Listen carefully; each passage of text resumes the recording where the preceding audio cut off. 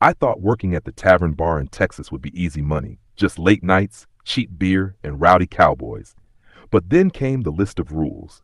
Don't serve the man in the black hat. Don't look in the mirror after midnight. Don't ever, ever step into the cellar when the knocking starts. I thought they were just superstitions until the first night I broke one. Now I know the truth. This bar doesn't just serve drinks, it feeds on something darker, and I don't think I'll survive my next shift. Welcome to Dr. Snooze, where stories don't just entertain, they crawl under your skin and stay with you long after the night ends. Tonight I'm taking you inside a place where the rules aren't just strange, they're deadly. So sit back, put on your earphones, and let the darkness surround you. If you love these chilling tales, don't forget to like, share, and subscribe. Your support keeps the nightmares alive, and together, we'll keep walking deeper into the shadows. I work at the Tavern Bar in Texas. There are strange rules to follow.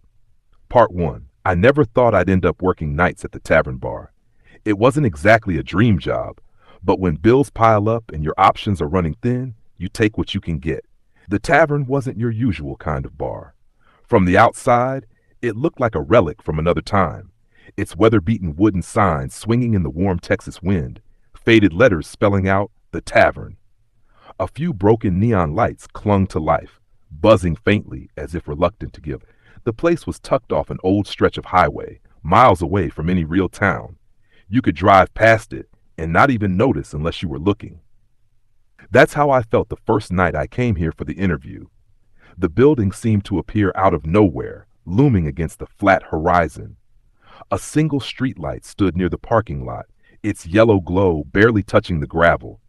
When I walked inside, the air was thick with the smell of stale beer, wood polish, and something else I couldn't quite name, something metallic, faint but sharp, like rust. The interior was dimly lit, lined with heavy wooden booths and mismatched chairs that looked as though they'd been dragged out of attics and yard sales over decades. Behind the bar, shelves sagged under the weight of countless bottles. Some labels were familiar, but others were written in languages I didn't recognize. The man who hired me was named Mr. Grady. He was tall, lean, and carried himself with a kind of authority that made you instinctively straighten your back. His gray hair was slicked neatly, his black suit pressed, and though he smiled, his eyes never softened. I sat across from him that first night, filling out paperwork while he watched me closely, his long fingers tapping the table in a slow rhythm. "You'll work nights," he told me in a voice that was calm, steady, and final, as if I had no say in the matter. "From sundown to sunrise. The tavern runs differently than most places. You'll get used to it." I thought it was odd, but I needed the money. That's when he slid a folded piece of paper across the table. "These are the rules," he said. "Read them, memorize them, follow them, and you'll be fine." I remember unfolding that paper and feeling a strange chill crawl over my skin.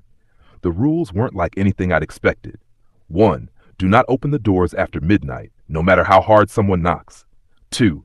If a patron orders a drink that isn't on the menu, serve it. The ingredients will be behind the bar, even if you don't recognize them. 3. Do not look directly into the mirror behind the bar after 1 a.m. 4. If the jukebox starts playing on its own, let it finish. Do not unplug it. Do not stop it. 5. The man in the corner booth is always a regular. Do not speak to him unless he speaks to you. 6. Never under any circumstances go into the basement. I looked at him, waiting for some kind of laugh, but his expression never changed. He wasn't joking. "These rules are for your safety," he said simply. "Break them and you won't last long here." I wanted to ask him what that meant, but his stare made me swallow my words. I signed the contract that night. The first evening I worked alone was quiet. A handful of locals drifted in, tired ranch hands and truckers who nursed their beers in silence. The tavern had a heavy kind of atmosphere, as if the building itself was listening to every sound. Every creak of the floorboards echoed longer than it should. Every whisper seemed to carry. The hours ticked by slowly, the old clock on the wall chiming each one like a warning. Around 11:30, a group of strangers came in. They didn't look like they were from around here. Their clothes were too clean, their boots untouched by dirt. They spoke in hushed voices, glancing around as though the walls themselves might hear them. They didn't stay long. Just ordered drinks, drank them quickly, and left without saying much. I noticed how their eyes lingered on the man in the corner booth before they hurried out. That was the first time I saw him. He sat in the shadows, where the dim light from the hanging lamps didn't quite reach. His booth was always empty until he arrived, as though everyone knew it belonged to him. He wore a dark coat, a wide-brimmed hat that hid most of his face, and his hands rested flat on the table, unmoving. He never ordered, never drank, never spoke. He was simply there. And though I never looked directly at his eyes, I could feel him watching. Just before midnight, I heard the knocking. It started soft, like fingertips brushing against the wooden door. Then it grew louder, more insistent, until it was a pounding that rattled the frame. I froze behind the bar, the rules flashing through my mind. Do not open the doors after midnight, no matter how hard someone knocks. The knocking turned to banging, then scraping, as though nails were dragging across the surface. A voice called out, muffled but urgent. Please, please let me in. They're coming. You have to help me. I gripped the edge of the bar, my heart racing. Every instinct screamed at me to run to the door, to help whoever was out there. But the rules, Grady's voice echoed in my head, calm and cold. These rules are for your safety. The voice outside grew desperate. It cried, begged, cursed. Something heavy slammed against the wood, shaking it on its hinges. I stood frozen, torn between fear and pity, until I realized the entire bar had gone silent. The locals sat with their eyes fixed on their drinks, hands wrapped tightly around their glasses. No one moved. No one spoke. Even the jukebox, which had been humming faintly earlier, was dead quiet. And then slowly, the knocking stopped. The silence that followed was worse than the noise. My chest tightened, waiting for another sound. But there was nothing. Just the low hum of the neon lights outside and the distant whistle of the wind through the cracks of the old building. When I finally glanced toward the corner booth, I saw the man had turned his head toward the door.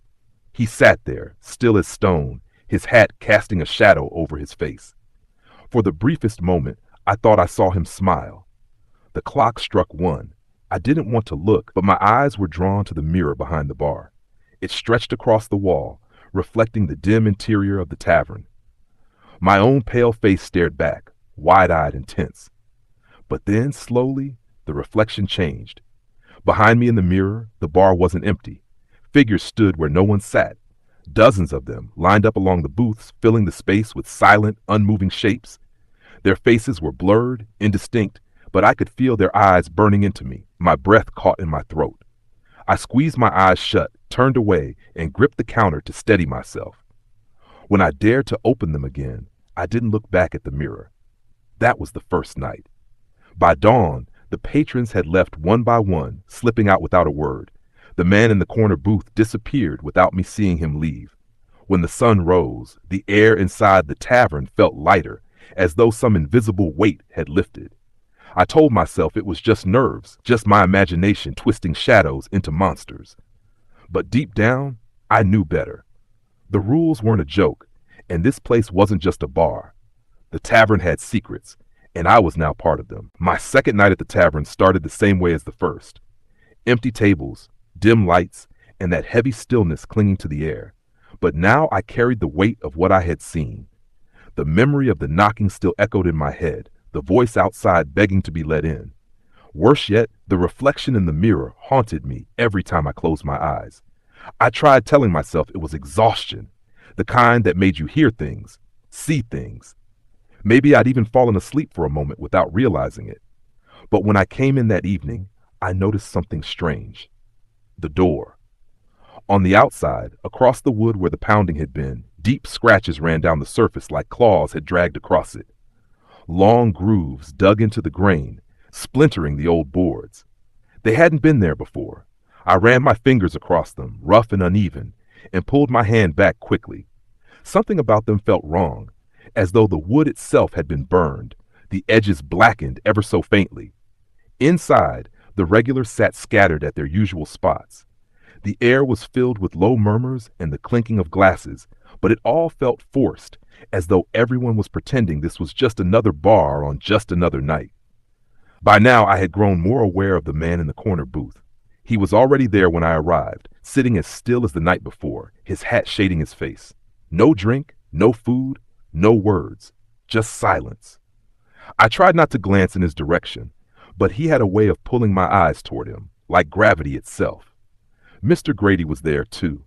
He usually came around at the start of a shift, stayed an hour, then disappeared before midnight. He walked behind the bar, adjusted a few bottles, and then handed me a new slip of paper. Some nights are worse than others, he said. When it's bad, you'll know. But remember, follow the rules. I looked down at the paper. More rules. 7. If a patron asks you for the red glass, give it to them without question. Do not look into the glass yourself. 8. If the lights flicker 3 times in a row, duck behind the bar and stay down till they come back on. Do not move, no matter what you hear.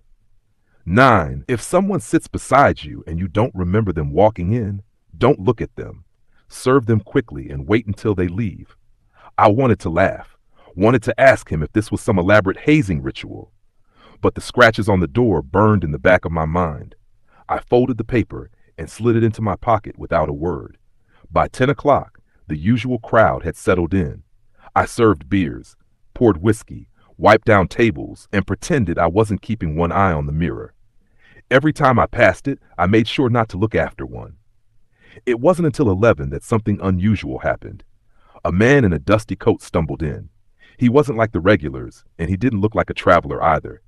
His face was pale, drawn, his eyes wide as if he hadn't slept in days. He walked straight to the bar, leaned over, and whispered, "Give me the red glass." I froze. The words rang in my head like a bell.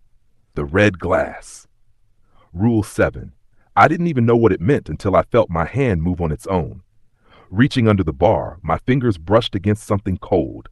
A tall glass, heavier than normal, with a faint red tint to the glass itself. I had never seen it before. The man snatched it from my hand before I could think. He poured his drink into it, whiskey that gleamed strangely against the red tint. Without hesitation, he downed it in one swallow. His body jerked violently. He gripped the counter, knuckles white, his breath wheezing in shallow gasps. Then, slowly, his face smoothed, his shoulders relaxed, and he let out a long, relieved sigh. "Thank you," he whispered, sliding the glass back toward me. His hands trembled as he stood and walked out the door without another word.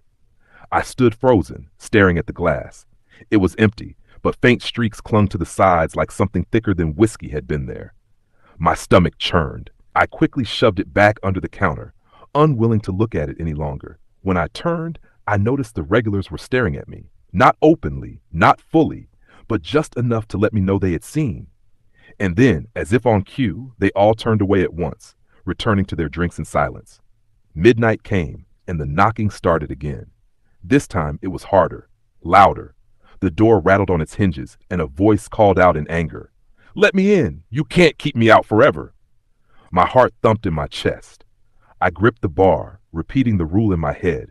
Do not open the doors after midnight, no matter what. The pounding grew violent.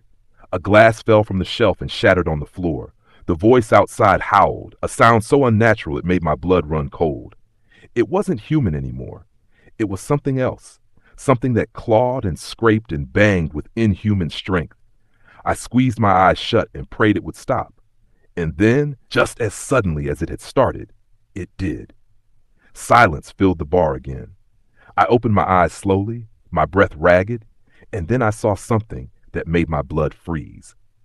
The man in the corner booth wasn't alone anymore. Another figure sat across from him.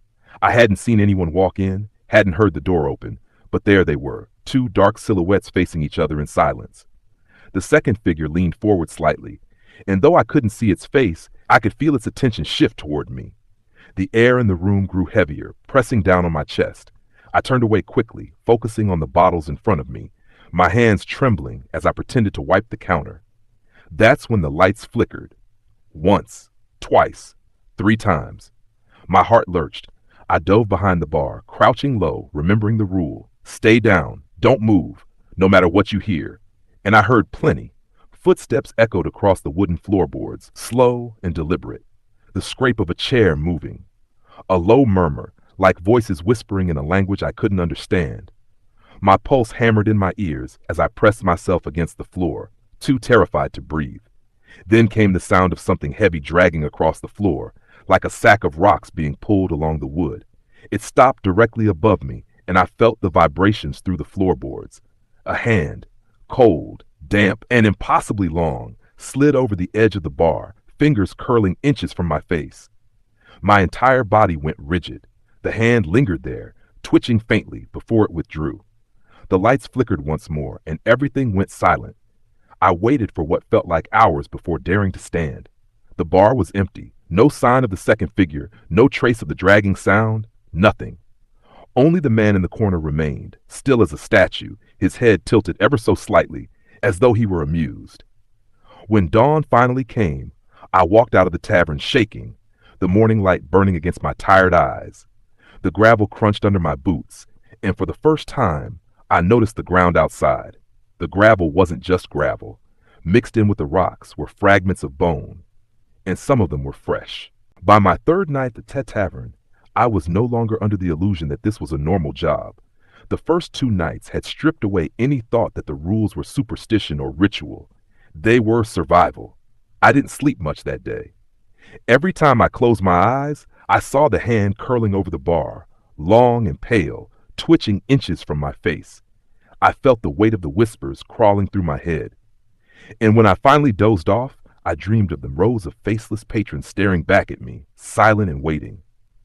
When I woke, I almost didn't go back. I thought about calling Mr. Grady, telling him I quit, that I wasn't cut out for this. But when I reached for my phone, I froze. The contract I'd signed sat on my nightstand, staring at me like a curse. It wasn't a normal agreement. The words seemed burned into the paper, darker than ink, shifting faintly if I looked too long.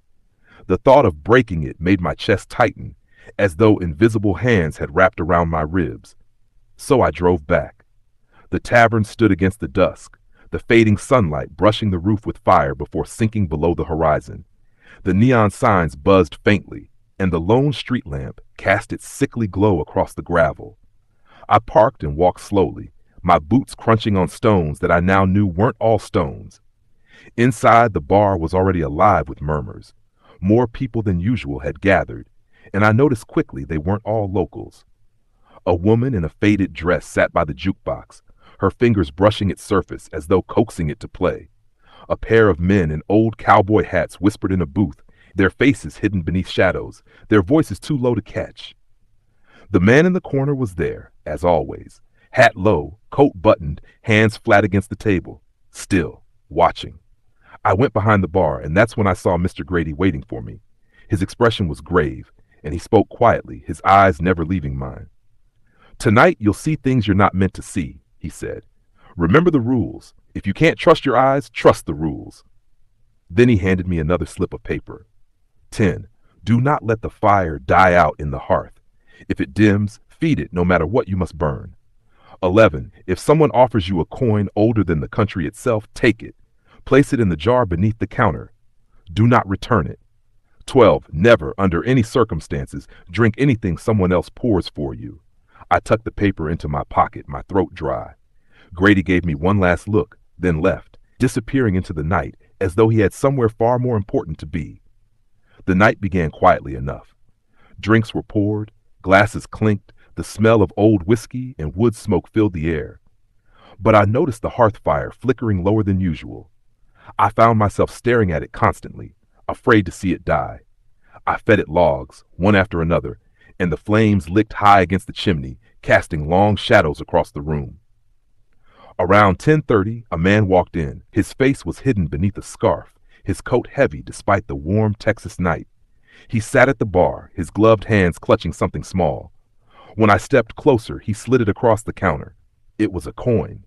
Dark with age, its edges worn smooth, the design unrecognizable. It was heavier than it should have been, colder too, as though it had been buried in the earth for centuries. I looked up at him, but his scarf concealed his face entirely. Rule 11. Place it in the jar beneath the counter. I crouched, opened the cabinet, and found the jar waiting. It was filled with dozens, maybe hundreds of coins just like this one. Some darker, some gleaming faintly, some etched with symbols I didn't recognize. I dropped the coin in, the faintest clink echoing louder than it should have, like the sound of chains in a cavern. When I straightened, the man was gone. I hadn't seen him leave. The hair on the back of my neck rose, and I turned to the mirror by mistake. My breath caught. The bar behind me was no longer the bar. The mirror reflected rows of shadows sitting in silence, their heads turning slowly in unison toward me. And standing among them, closer than the rest, was a figure cloaked in darkness, its face entirely blank. I jerked my gaze away, my chest heaving, and gripped the counter until my knuckles whitened. I reminded myself of Grady's words. Don't trust your eyes. Trust the rules. The jukebox clicked on by itself. A low hum filled the bar, followed by a song I didn't recognize. The woman in the faded dress smiled faintly, swaying in her seat. The rest of the bar grew quiet, listening as if the music held them captive. I stood still, resisting every instinct to unplug it, to stop the sound. Rule 4. If the jukebox starts playing on its own, let it finish. Do not stop it. The song stretched on, longer than it should have. Notes twisted unnaturally, bending into shapes that weren't meant to exist. My head swam, my stomach turning as the melody crawled into my ears, but I didn't move. I gripped the bar and forced myself to stand there until the final note faded. When the jukebox went silent, the air in the tavern shifted. The man in the corner booth wasn't alone again. Someone sat across from him, a woman this time. Her skin was pale, her eyes dark, and her smile too wide. She leaned forward, speaking to him in a whisper that didn't carry, though I could see her lips moving. He sat still, listening, his face obscured by the brim of his hat. That's when the lights flickered. Once, twice, and I prayed it wouldn't happen a third time. But it did. I dropped behind the bar immediately, pressing myself against the floor. My heart hammered as the whispers returned, louder than before. Feet moved across the floorboards, dragging, stumbling. Something heavy slammed against the counter above me. I covered my mouth, stifling my breath. Then I heard it. A voice, low and close, right above me. You shouldn't be here. The words slid into my ear like oil, thick and heavy. My skin crawled as the sound of breathing grew louder, raspy and wet. And then, another sound, a low hiss, followed by the sharp crack of flames. The hearth fire had dimmed. Panic surged through me. Rule 10. Do not let the fire die out. Feed it. Burn anything if you must. I crawled, dragging myself to the hearth. The flames were sputtering, shrinking, barely clinging to life. My hands fumbled for wood, tossing in logs, but they smoldered weakly, refusing to catch. Behind me, the whispers grew louder, the sound of something dragging closer. In desperation, I grabbed the nearest thing I could, one of the old chairs by the fire. I heaved it into the flames. The dry wood cracked, caught, and the fire roared back to life with a burst of heat. The whispers stopped instantly. When I turned, the bar was empty again. No figures, no shadows, just silence. I slumped against the wall, my body shaking, my throat dry. My eyes darted toward the corner booth, and for the first time I saw the man move. He lifted his head, and though the hat still covered most of his face, I saw his mouth curve into a slow, deliberate smile. I didn't sleep that day either. And when dusk came again, I found myself driving back to the tavern, knowing full well I couldn't stop. Because by then, it wasn't just a job, it was a trap. By the fourth night, I had stopped pretending I was in control. The tavern had a way of bending you, molding you, stripping away your doubts until you understood one thing: survival meant obedience. The rules weren't suggestions, they weren't traditions. They were the only thin line keeping me alive. That day, I sat in my car outside the tavern long before sundown, staring at the weathered wood and buzzing neon. My hands gripped the steering wheel so tightly my knuckles ached. A voice in my head kept whispering to turn around, to drive until the desert swallowed the road, and I never saw this place again. But the contract in my pocket felt heavier than paper. It was like a chain. My chest tightened when I thought of leaving, my skin prickling as though unseen eyes followed me everywhere. I couldn't leave. Inside, the bar smelled stronger than usual. Smoke, liquor, and something sour beneath it all. The regulars were quieter, tense.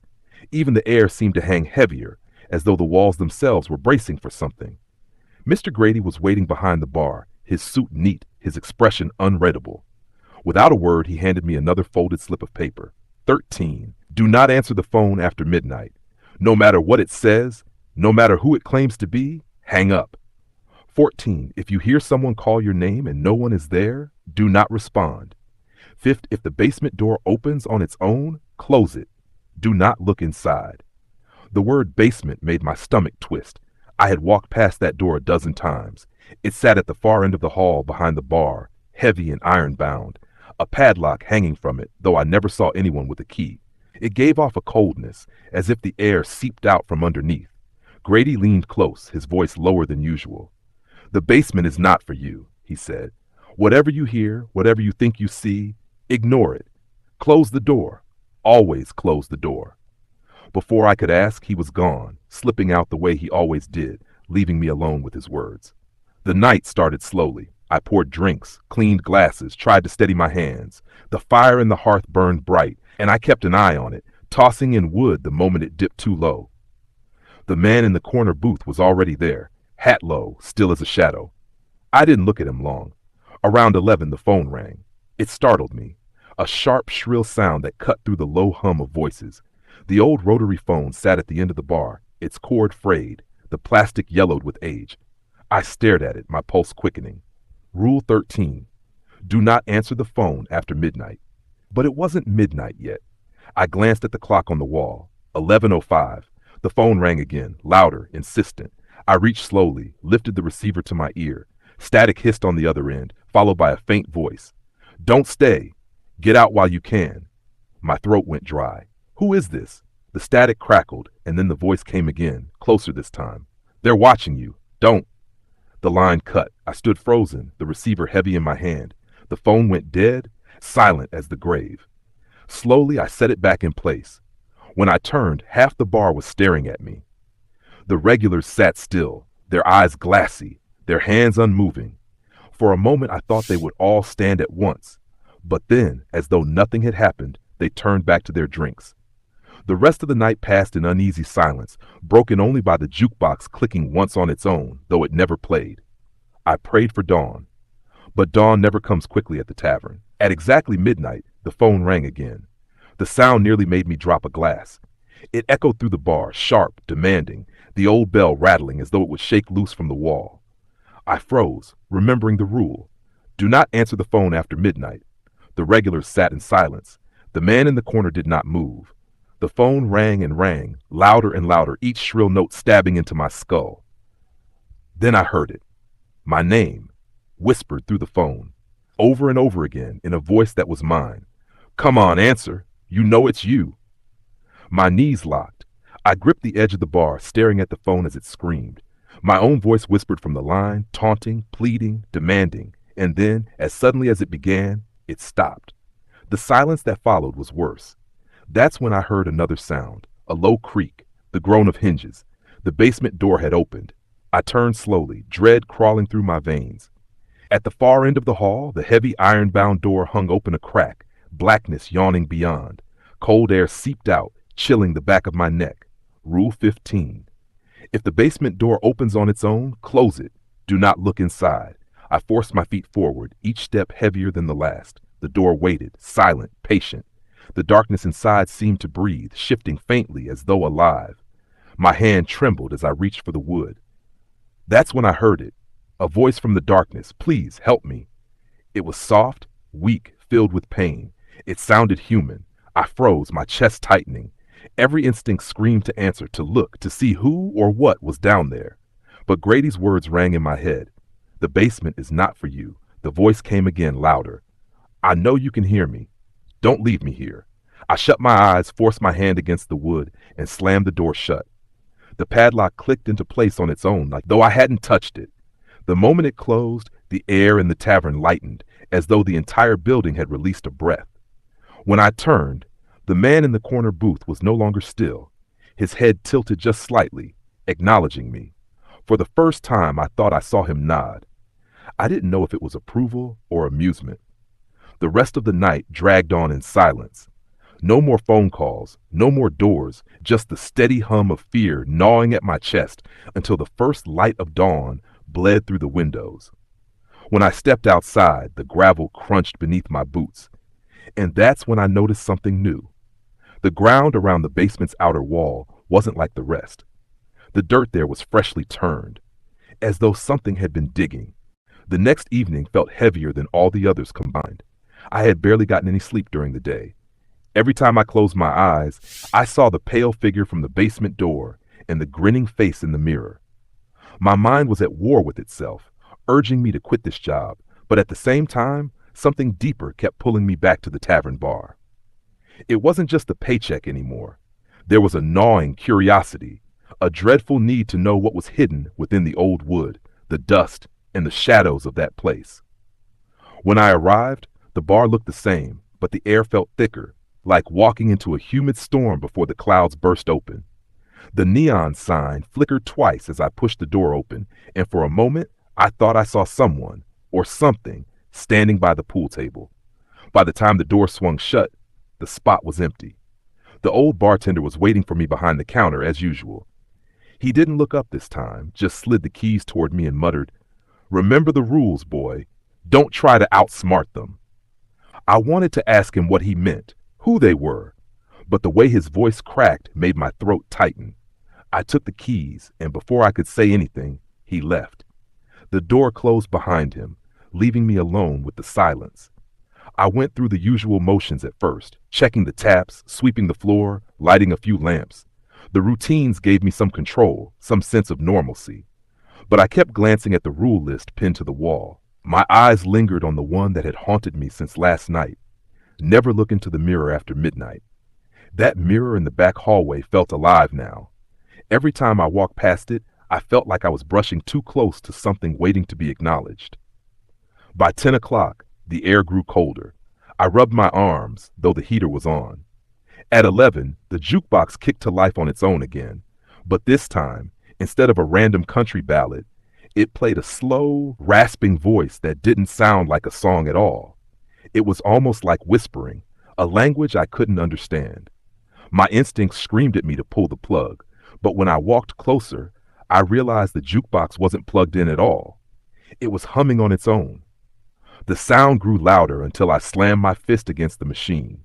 The whispering stopped, leaving only the sound of my heavy breathing echoing in the empty bar. I thought that was the worst of it. I was wrong. Near midnight, while I was wiping down the counter, I heard footsteps upstairs. Slow, dragging steps. My body went rigid. I hadn't been told much about the second floor, except one rule: never go upstairs after dark. The steps grew louder, and I swore I heard furniture scrape across the floor. Something or someone was moving around up there. My first thought was that maybe the old bartender lived upstairs and hadn't mentioned it. But then I remembered how he always left with urgency, like he couldn't stand to remain in the building past a certain time. The noise suddenly stopped. The silence was worse than the sound. My ears strained, waiting for the next creak. Then I heard a voice. A woman's voice. Faint, almost drowned in static. "Come, up." My chest tightened. Every survival instinct screamed at me to ignore it, but there was another pull, an invisible hand curling around my ribs, that urging me to climb those stairs. I grabbed the bar rag tighter in my hand, forcing myself to stay put. I looked back at the rule sheet again, whispering aloud to anchor myself. Never go upstairs after dark. The moment I said it, the voice upstairs twisted into a shriek so loud it rattled the glasses on the shelves. I stumbled back, covering my ears. It went on for nearly a full minute, high-pitched and ear-splitting, then cut off abruptly. The bar fell into silence once again. I didn't realize I was crying until I felt the tears streaking down my face. At exactly 12, the jukebox let out one more distorted note before dying completely. My hands trembled as I looked toward the back hallway. I had to pass the mirror to get to the storeroom, where the cleaning supplies were. My stomach knotted. I didn't want to see it, not after midnight. But the storeroom light had gone out, and I needed a flashlight from inside. I told myself to keep my eyes straight ahead, not to glance at the glass. My footsteps echoed against the wood floor as I walked down the hall. The mirror stood at the end, tall and warped from age. Don't look, don't look, don't look. But I did, just for a split second, and in that split second I didn't see myself. I saw a man standing where I should have been. His face was sunken, skin gray like he'd been buried for years. His mouth stretched into a wide, unnatural grin, and his eyes, God, his eyes were completely black. His hand reached out toward the glass as if he could crawl through it. I stumbled backward, heart slamming against my ribs. The reflection moved closer, pressing its face against the glass, leaving a smear of darkness like oil. I bolted. I didn't grab the supplies. I didn't care. I ran back into the main room, gasping for breath. The bar lights flickered. The shadows seemed to dance around the walls, stretching longer and longer, and then I realized I wasn't alone anymore. There were people sitting at the tables. At first I thought maybe some customers had slipped in, but when I looked closer, my blood ran cold. Their skin was pale, their clothes old-fashioned, tattered like they had been buried in the earth. Some were missing eyes, some had wide, broken grins. They weren't drinking. They weren't talking. They were just staring at me. One of them, a woman with hair falling out in patches, slowly raised her hand and pointed at me. That single gesture was enough. I didn't think. I didn't look back. I ran for the front door. But when I grabbed the handle, it wouldn't turn. The door was locked from the outside. Behind me, the whispers began again. Hundreds of voices at once, layered over each other, speaking in that same rasping language I couldn't understand. My knees buckled as I pressed against the door, praying for it to open.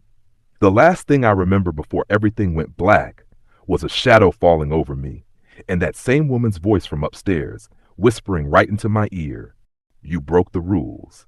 The storm outside had not stopped. Thunder rolled through the dark Texas sky, and rain came down in heavy sheets against the windows of the Tavern Bar. The old neon sign outside flickered in the downpour, casting broken red and yellow glows across the wet ground. I stood inside, staring at the door, my hands shaking, because I knew the night wasn't over. The rules hadn't saved me completely. If anything, they had only delayed what was coming. The bar was quiet now, far too quiet.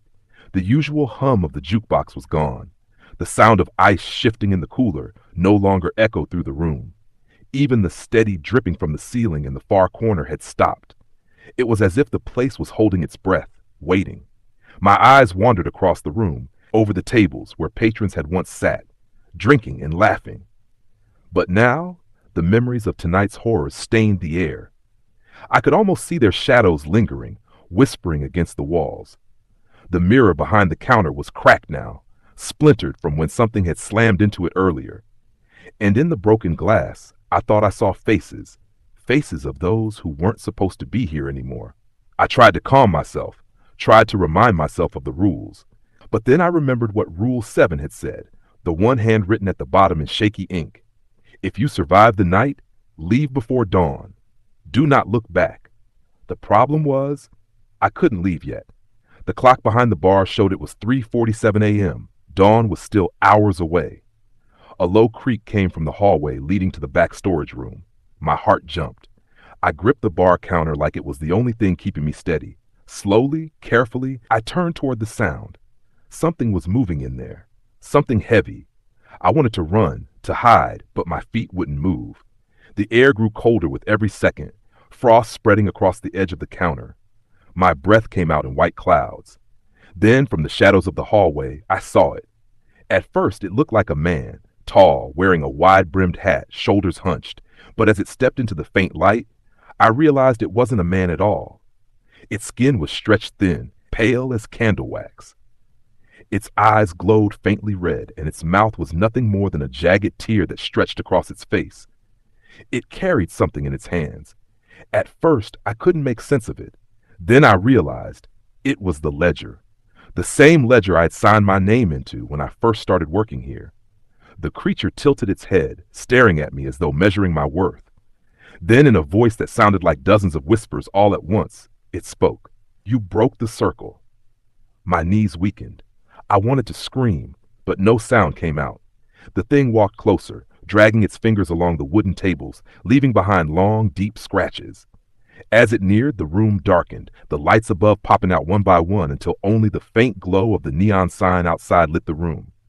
"You were warned," it continued. "The rules were not for you to follow, they were for you to obey."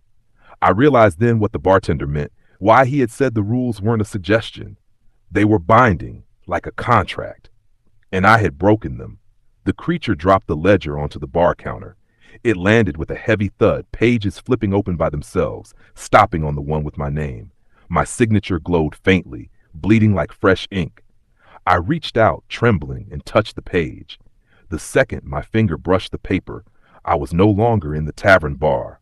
I was somewhere else. The air was thick and suffocating, the ground below me damp and soft.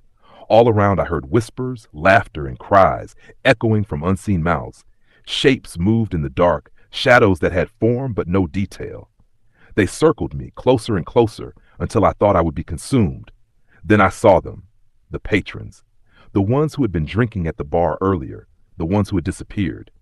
Their faces were pale, their eyes hollow, and their mouths hung open as if screaming silently. They reached for me, fingers stretching, and though I tried to run, I couldn't. My legs felt as though they were bound in chains.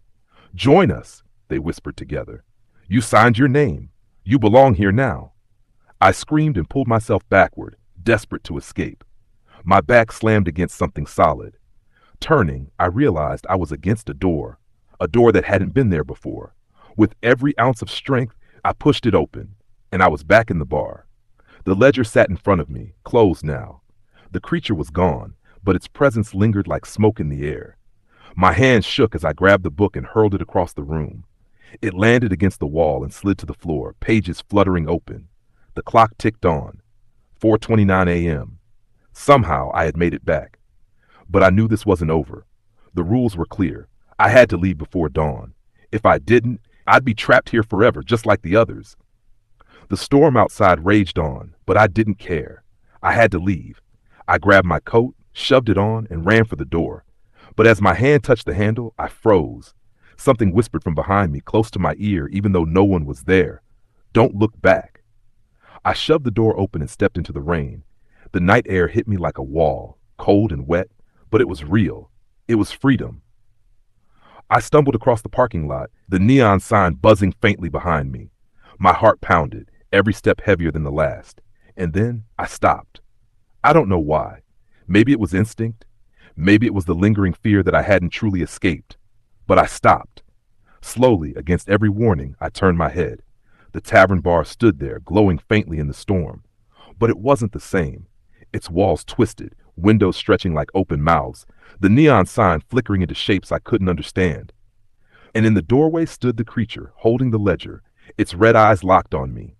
I should have listened. I should have kept walking. Because in that moment, I felt something tear inside me, like an invisible thread snapping. The world blurred. My body went cold. And then, just like that, I was standing inside the bar again. The door was shut. The storm was gone. The clock read 12:01 a.m. The night had started over. I was back where I began. And this time, I knew I would never make it out alive. And that was just one night at the tavern bar. But the rules don't end here, and neither do the horrors. What would you do if you found yourself trapped by rules that can't be broken, rules that demand a price in blood? Let me know your thoughts in the comments below, and don't forget, your likes, shares, and subscriptions keep this channel alive in the shadows. Until next time, keep your earphones ready, and remember, the night is always listening.